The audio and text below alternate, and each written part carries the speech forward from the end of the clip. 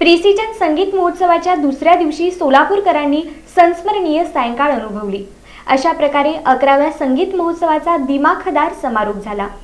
रविवारची सायंकाळ सोलापूरकरांसाठी संस्मरणीय अशीच ठरली।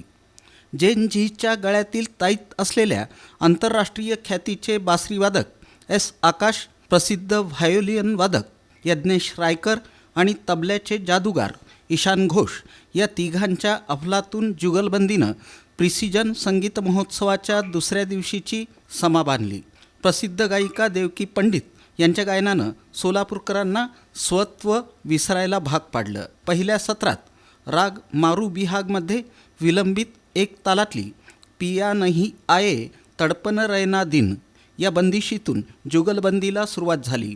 बासरीचा निर्मळ स्वर, भावनांना साथ घालणारे व्हायोलिनचे सूर आणि त्याच्या साथीला तबल्याच्या तालावर हळूवार फिरणारी ईशान घोष यांची बोटं या साऱ्यांनी प्रिसिजन संगीत महोत्सवाच्या दुसऱ्या दिवशीच्या पहिल्या सत्रात रसिकांना रुंजी घातली।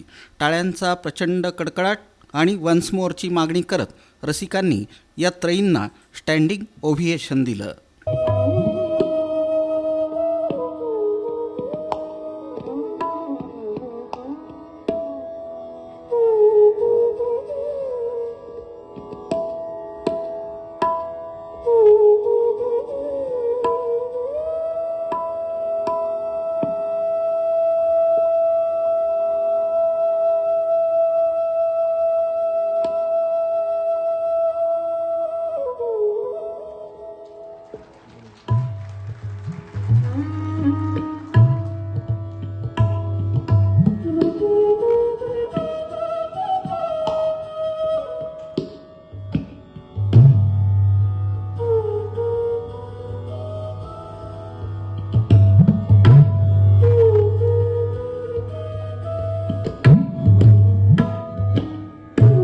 दुसऱ्या सत्रात प्रसिद्ध गायिका देवकी पंडित यांनी गायन सादर केलं।